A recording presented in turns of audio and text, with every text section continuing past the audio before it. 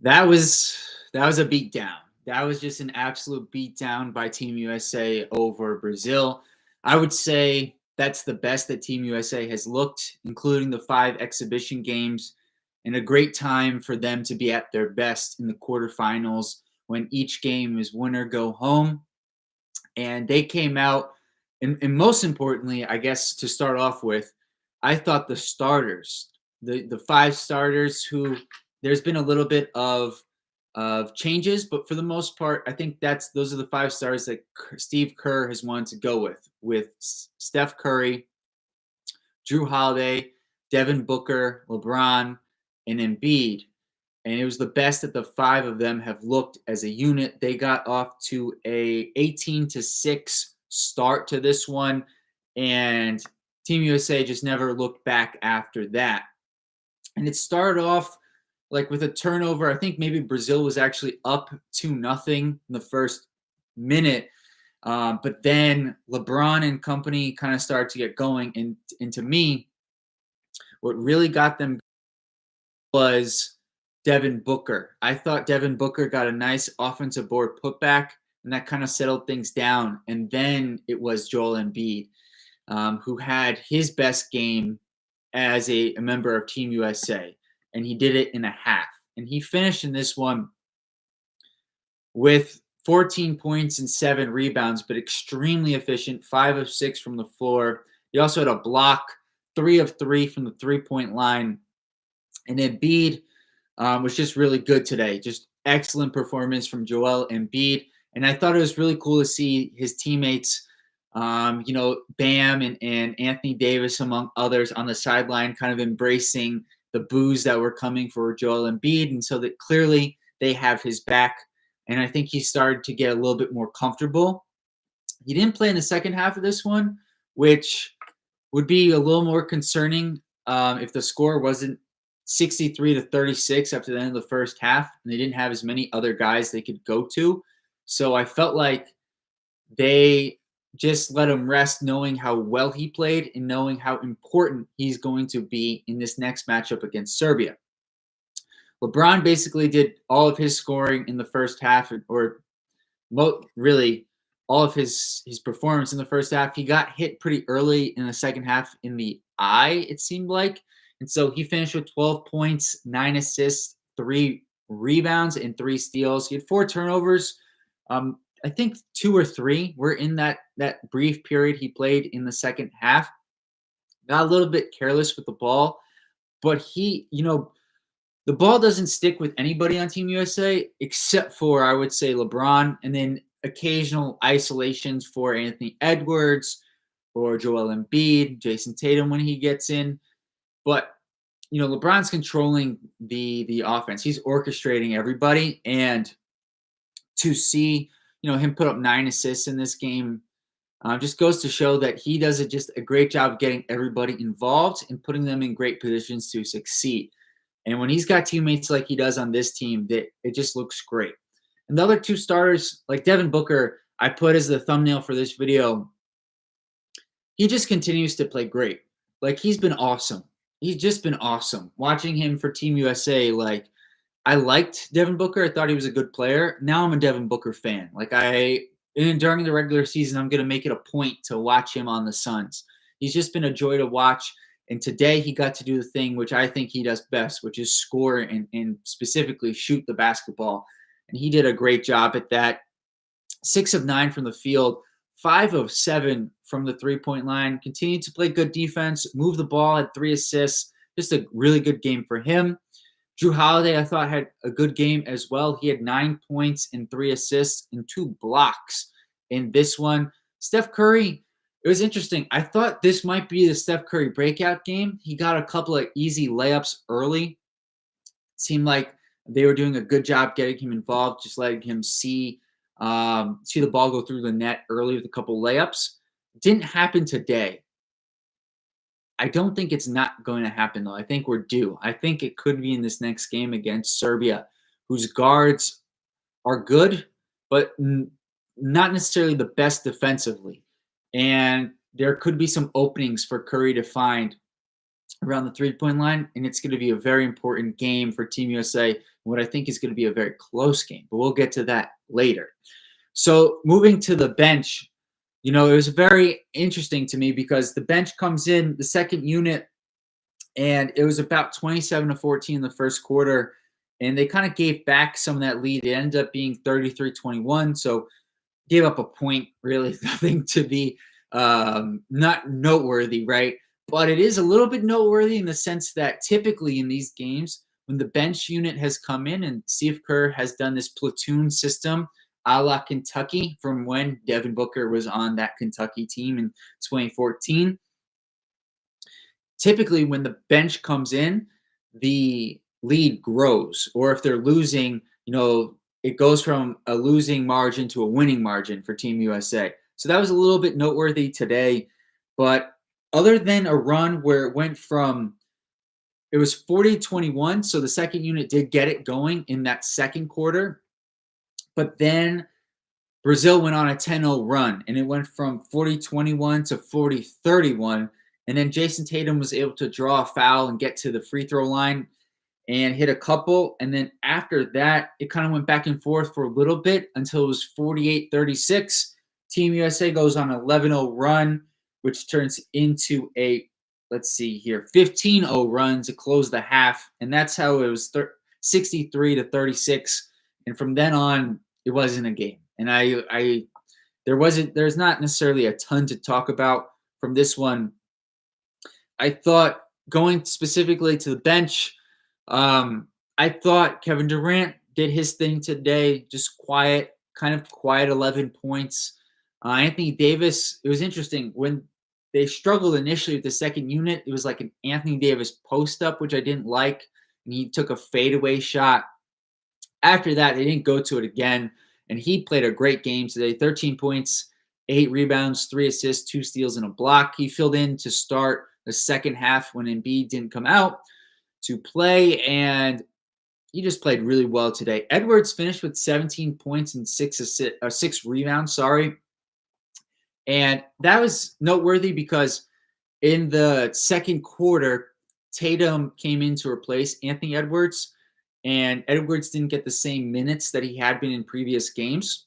And so he feasted in the fourth quarter. He was like, listen, it's my time to get my shots up. And boy, did he, and he made them. And he finished with 17 points in a game where I'd be surprised. I don't have the minutes yet, but I'd be surprised if he played more than 15 minutes in this game. And the other guy, off the bench, Bam had 9 points, 7 rebounds, an assist, and a steal. Derek White had a typical Derek White game, just filling in 5 points, 4 rebounds, 4 assists. And then Jason Tatum got a little extended run. He finished 1 for 5 from the field.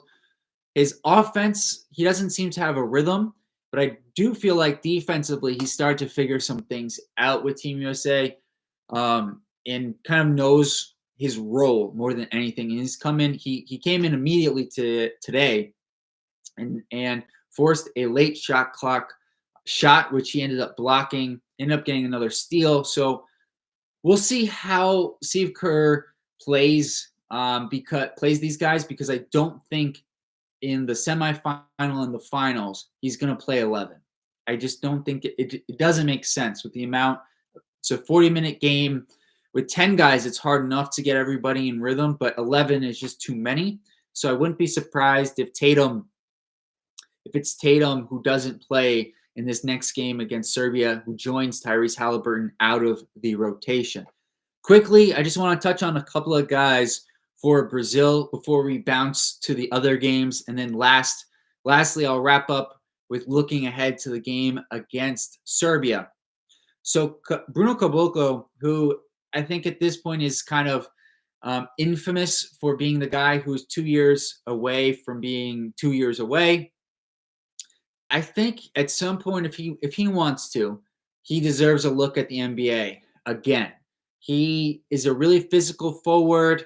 He's certainly a power forward, not a center, in my opinion. And if he can shoot the three like he does in FIBA in the NBA, which I know is a very different shot. Like, it's the reason why, Carmelo Anthony was such a great FIBA player, and then his it wouldn't necessarily translate quite as well when he'd go back to playing in the NBA because that foot and a half, those 2 feet, whatever the exact number is there between the FIBA line and the NBA line is a big difference. I also thought Jorginho for Brazil played really well in this one. He had some shifty moments. He was attacking the rim. He plays for Ratio Farm That's where Juan Nunez and Pacome Dadier played this past season. They were both NBA draft picks this season. Marcelo Huertas had some good moments in the first half. At 41 years old, this is his last Olympics. So just nice to see a guy who's been a lifelong basketball player get his moment at the end of the game. His teammates embraced him. And so that meant a lot to him. So quickly, we're going to go through the other games today. So Germany beat Greece 76-63. It was tied at halftime, and then Germany was able to pull ahead. Giannis had 22 points in this one, continuing the theme of him showing up. He got some help from Papanikolaou, who's been good. He's been the other consistent Greek player. Walkup had a good game in this one as well, looking at the box score, but after that, there wasn't a ton from the Greece team, whereas Germany was led by Franz Wagner, who had 18 points. Interesting to note, Dennis Schroeder came off the bench in this one, and Andreas Obst had only played 7 minutes as a starter. I don't know if Obst got hurt in this one. That's something I'd be curious if you guys know anything about that. Please let me know in the comments because that's going to be a very important player for Germany as this tournament moves on. Next up was Serbia, who took on Australia, and they were down big at one point in this game. Australia got out to a 31-17 first quarter lead, and then I believe they were up as much as 20. I was able to catch this game in the fourth quarter when things got very tight. Patty Mills hit a game-tying shot to send this one to overtime, where in overtime, Jokic kind of took over. He finished with 21 points, 14 rebounds, 8 assists, 4 steals, and a block. He played 39 of the 45 available minutes. Bogdanovic played in 37 minutes. The one thing I noticed in the fourth quarter of this game was it felt like Jokic should have been getting more touches. And whenever he touched the ball, good things happened. When he didn't, it wasn't quite the same. And so I think, in the game against Team USA earlier in what's the word I'm looking for? Not the knockout round, but the group play, I guess. In his minutes, it was an even game. The 8 minutes he came out, Team USA won by like 21 points. So this game against Serbia, I think is going to be much closer. We're going to touch on that in a couple minutes here. For Australia, Patty Mills had 26 points. He was great for them. And Josh Giddey had 25 points in another good game in the Olympics for him. He did have 7 turnovers in this game, but I think he's shown that he's ready for the elevated role where he'll get to have the ball with Chicago and the Bulls. So if you're a Bulls fan, you're not going to be very good, but Josh Giddey should put up near triple doubles on a lot of given games. Lastly, in a surprise, France beat Canada 82-73. And I guess the most surprising part of this game was Victor Wembanyama and Rudy Gobert combined for 7 points. Rudy Gobert only played 3 minutes in this game. He came off the bench. I thought there might be an injury after the game. It was revealed he suffered a finger injury, I guess, in between the group play and the knockout stage. They were led by Gershon Yabesule, who had 22 points, the Dancing Bear, and Isaiah Cordinet, who had 20 points, hit a bunch of threes. Yabusele was a first-round pick by the Celtics, I believe, in 2016. And also, Evan Fournier had his best game of the Olympics with 15 points, 3 3-pointers, including a very deep late 3-pointer that sealed the game for France. Shai Gilgeous-Alexander led Canada with 27 points. RJ Barrett had 16. And after that, there wasn't a lot of help offensively for Canada, who was down early 23-10 and just couldn't quite build momentum to get back into this game. So, lastly, looking ahead to Thursday's matchup with Team USA versus Serbia. This will be the third time in less than a month that these two teams play.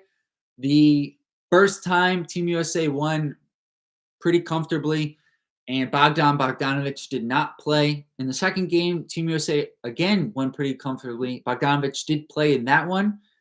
Kevin Durant went absolutely insane, though.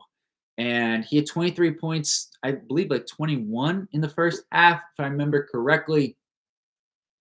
I just think that this is going to be like within 10 points. Not easily, but within 10 points is my guess. I think USA will hold on to win, but I think this is going to be a much closer game than the first two matchups. It's just a very different feel when you get to the semifinal and the finals, and it's winner go home. So I do think this is going to be a much closer game, and I would not be surprised if we get to the fourth quarter and we're not, it's within 5-6 points, and maybe Team USA pulls away late. But I just think it's going to be much closer. I think Serbia has seen Team USA twice. They've got a better feel of what they need to do, which is always important. It's hard to beat a team 3 times in such a short time span. And I think Serbia will make adjustments. And we'll have to see what Team USA can do with Jokic, because he's just been a nightmare for them. He's the best player in the world. He's a nightmare for pretty much everyone. But it's going to be a challenge to figure out how to slow him down. The best hope for Team USA, I would say, is that Serbia, the other players on Serbia kind of play without him, so to speak, and they don't feed him the ball as much as he should be. Because with Jokic, it's not like you're feeding him and he's going ISO and he's hurting your offensive flow. It's really the opposite. Like, you get him the ball, he doesn't even have to get the assist. He'll get the hockey assist. He just keeps the flow going. And so it's just really important for Team USA to try to get Jokic out of his rhythm. So I think it's important that you have Embiid on him. Then you shift to the Adebayo and Davis lineup so you can send doubles at him. You just got to send him a bunch of different looks so he doesn't get comfortable. But we'll be back Thursday, probably around 5 o'clock Eastern time, to recap that game and what I think is going to be a very close matchup between USA and Serbia. If you could, please like this video. If you're still here, subscribe to the channel and tell a friend. I'll see you guys on Thursday. Peace.